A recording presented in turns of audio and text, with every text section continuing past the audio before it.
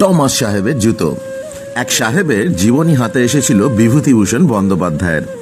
ভদ্রলোক পেশায় ছিলেন মুচি বা চর্মকার। তার জীবনীটি পড়েই এমনই মুগ্ধ হয়ে যান বিভূতিভূষণ যে তিনি কাগজ কলম নিয়ে বসে পড়েন। পুরো জীবনীটি বিভূতিভূষণ বাংলায় অনুবাদ করেছিলেন। শুধু তাই নয়, তার মনে হয়েছিল এই জীবনীটি পড়া উচিত প্রত্যেকটি চাকুরি প্রত্যাশী তরুণ তরুণী। তিনি ছুটলেন বেঙ্গল কেমিক্যাল খ্যাত আচার্য প্রফুল্লচন্দ্র রায়ের কাছে। সে জীবনী পড়ে আচার্য মুগ্ধ। তিনি বিভূতিভূষণের বইটি ফরওয়ার্ডও লিখে দিলেন। দুঃখের বিষয়, বইটি ছাপা হলেও জনপ্রিয় হয়নি। চর্মকারের জীবনী আবার কে পড়ে? টমাস ছেলেটির জন্ম চেকোস্লোভাকিয়াতে। মাত্র 10 বছর বয়সে সে মাতৃহারা। তার বাপ ঠাকুরদা সবাই ছিলেন দক্ষ চর্মকার। 6 বছর বয়স থেকে বাবার কাছে চামড়ার কাজ শিখতে শুরু করেন। 12 বছর বয়সেই টমাস জুতো তৈরিতে পারদর্শী হয়ে ওঠে। কিন্তু এই ছেলেটির চোখে তখন অন্য স্বপ্ন।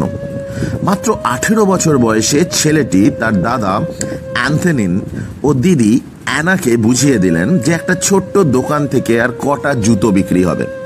তার চেয়ে চল আমরা 3 ভাই বোন মিলে একটা জুতোর কোম্পানি বানাই, তাতে জুতো বিক্রি হবে অনেক বেশি, আর সেই কোম্পানিতে কর্মসংস্থানও হবে কিছু মানুষের।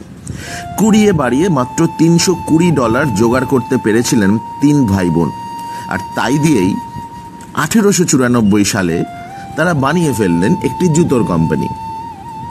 মাত্র 10 জন কর্মী নিয়ে শুরু হওয়া সে কোম্পানিটি কিন্তু 1 বছরেই দেউলিয়া হয়ে গেছিল। জুতো তৈরির চামড়া কেনার টাকাও ছিল না। অন্য কেউ হলে ব্যবসার সেখানেই ইতি টানতেন, কিন্তু তিনি সেখান থেকেই শুরু করলেন। বললেন, চামড়া নেই তো কি হয়েছে, ক্যানভাস কাপড় দিয়ে জুতো বানাবো। বানাতে খরচা বেশি নয়, তাই দামেও সস্তা হবে। নতুনভাবে হলো জুতো আবিষ্কার।